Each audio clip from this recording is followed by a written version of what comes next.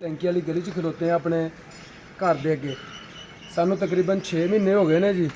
असी गोयरे TMA वालियां दे धक्के खा रहे हैं। जिहड़ी भी दरखास्त दिन्ने आ वो TMA के जिहड़े मुलाजम ने खुद ही उहदे ते साइन करके वापस वो जवाबी कार्रवाई भेज देंगे। उस तो इलावा असी मुहतसबे आला टोबे नूं दरखास्त दित्ती आ, उन्होंने भी इन्हां नूं वापसी दरखास्त भेजी आ।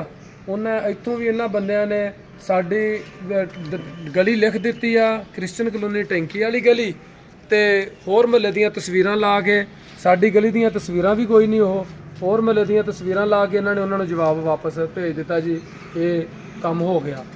उन्हां नाल साडा राबता होया वा, उत्थे असीं गए आ, साडी गली दीयां ना तस्वीरां, वो दरखास्त मेरे नां दी अली अकबर वल्द मोहम्मद सदीक दे नां दी, ते इन्हां बंदियां ने झूठियां ही तस्वीरां ला के अपना ही उल्लू सीधा कर लिया। AC साहब साढ़े कोल तकरीबन दो तीन महीने पहलों CO साहब साढ़े कोल आए सीगे।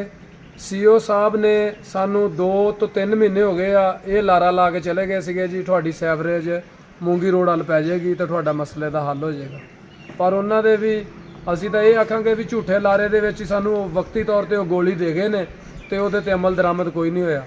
साडा AC साहब दे अगे आला हकाम दे अगे साडी अपील आ भी साडा मसला हल किया जाए और साडा आके मौके ते गली नूं देख लैण, जे अगर साडी गल च कोई झूठ आ ते उहदे असीं जिम्मेदार हाँ, नहीं तां AC साहब AC गोजरा साहब आके मौका देख लो ते साडे मसले दा हल किया जाए। मैं दरखास्तां दित्तियां ने, इन्हां गोजरे वालियां ने, गोयरा म्यूनसिपल कमेटी वालियां ने अपने कोलों ही जनाबे अली झूठे साइन करके गलत तस्वीरां ला के अपने कोलों जवाबी कार्रवाई पा के अफसरां नूं भेजदे रहे भी आ काम हो गया।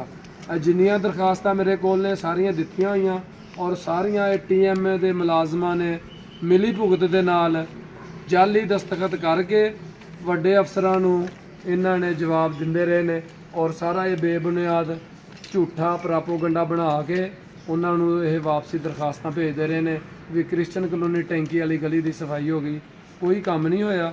लिहाजा साडा ये प्रॉपर हल किया जाए, मुस्तकिल हल होवे।